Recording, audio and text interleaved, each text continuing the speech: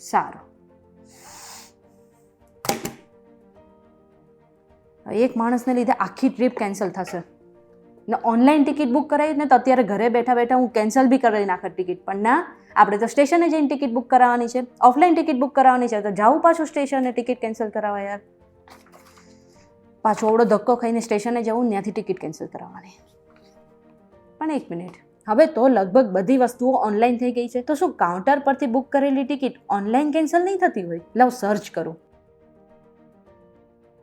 How to cancel counter ticket online. નમસ્કાર, VTVGujarati.com માં તમારું સ્વાગત છે અને મારું નામ છે મેઘા. હવે આજના વિડીયોમાં આપણે એ જાણીએ કે તમે કાઉન્ટર પરથી એટલે કે ઓફલાઈન જે ટિકિટ બુક કરાવી છે એને તમે ઘરે બેઠા ઓનલાઈન કેવી રીતે ટ્રેનની ટિકિટ કેન્સલ કરાવી શકો છો. સાથે જ ટિકિટ કેન્સલ કરાવવા પર ભારતીય રેલવે તમારી પાસેથી કેટલો ચાર્જ વસૂલશે એ પણ આપણે આજના વિડીયોમાં જોઈ લઈએ.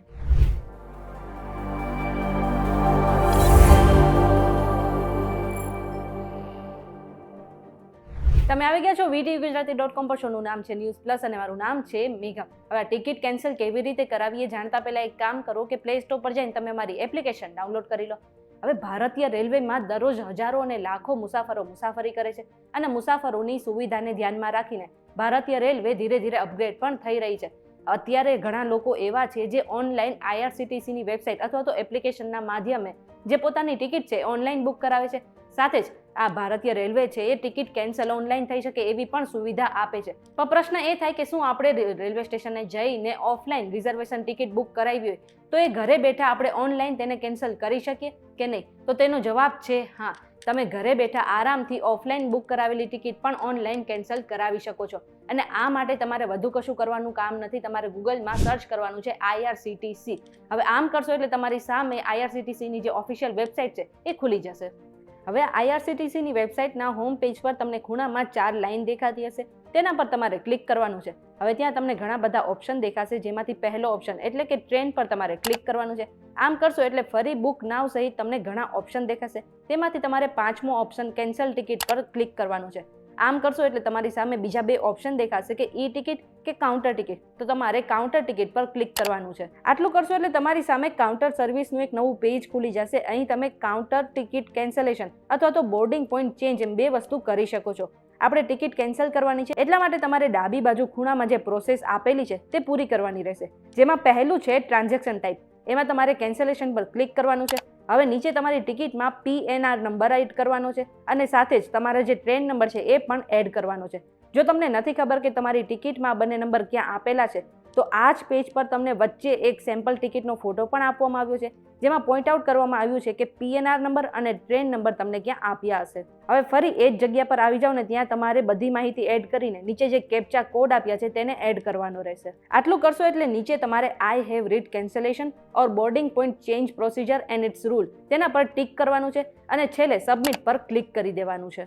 આટલું કરશો એટલે તમારા મોબાઈલ નંબર પર એક OTP આવશે અને તે OTP એડ કર્યા પછી તમે જે તમારી ટિકિટ છે તેને કેન્સલ કરાવી શકો છો. પણ ખાસ ધ્યાન રાખજો કે જો તમે ઓફલાઈન ટિકિટ બુક કરાવી છે અને તમારે કેન્સલ કરાવી છે તો એ સમયે તમે જે મોબાઈલ નંબર એડ કર્યો હશે એ જ નંબર પર તમને OTP આવશે અને એ જ નંબર પર તમને રિફંડ પણ મળશે.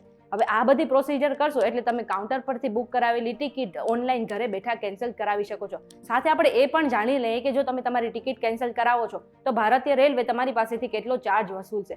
જો તમે ફર્સ્ટ ક્લાસ ટિકિટ બુક કરાવી છે તો ભારતીય રેલવે તમારી પાસેથી ટિકિટ કેન્સલ કરાવવા પર 240 રૂપિયા જે છે એ કટ કરીને બાકીના પૈસા તમને રિફંડ કરી દેશે. જો તમે સેકન્ડ ક્લાસ એસીની ટિકિટ બુક કરાવી છે તો તમારે 200 રૂપિયા જે ચાર્જ છે આપવાનો રહેશે અને ટિકિટના જે બાકીના પૈસા છે એ તમને રિફંડ મળી જશે. અને જો તમે થર્ડ ક્લાસ એસીની ટિકિટ બુક કરાવી છે તો તમારા 180 રૂપિયા જે છે કટ થશે અને બાકીના રૂપિયા રિફંડ મળી જશે. અને જો તમે સ્લીપર ક્લાસની ટિકિટ બુક કરાવી છે તો તમારે 120 રૂપિયા કટ થશે અને સેકન્ડ ક્લાસની ટિકિટ બુક કરાવી છે તો 60 રૂપિયા કટ થશે. અને ખાસ ધ્યાન રાખજો કે આ જે ચાર્જ છે એ 48 કલાક પહેલા જો તમે ટિકિટ રદ કરાવો છો ને તો તેના માટે છે. આ સિવાય જો તમે 12 કલાકથી લઈને 48 કલાકની વચ્ચે જો કોઈ ટિકિટ કેન્સલ કરાવો છો તો ભારતીય રેલવે તે ટિકિટના 25% જેટલો ચાર્જ તમારી પાસેથી વસૂલશે. અને આ સિવાય જો તમે 4 કલાકથી લઈને 12 કલાકની વચ્ચે એટલે કે ટ્રેન ઉપડવાના સમયના 4 કલાક પહેલા જો ટિકિટ બુક કરાવો છો ને તો ભારતીય રેલવે તમારી પાસેથી ટિકિટના 50% ચાર્જ જેટલો વસૂલી લેશે. હવે આ વિડીયો જોઈને તમને ખબર પડી ગઈ હશે કે તમે ટિકિટ કેન્સલ કરાવશો તો ભારતીય રેલવે તમારી પાસેથી કેટલો ચાર્જ લે છે, સાથે જ તમે કાઉન્ટર ટિકિટ એટલે કે જો ઓફલાઈન ટિકિટ બુક કરાવી છે તો તેને ઘરે બેઠા તમે કેવી રીતે ઓનલાઈન કેન્સલ કરાવી શકો છો. જો તમને આ વિડીયો પસંદ આવે તો વિડીયોને લાઇક અને શેર કરી દેજો અને આવા જ ઇન્ફોર્મેટિવ વિડીયો માટે અમારી ચેનલ VTV Gujarati.com સાથે જોડાયેલા રહેજો.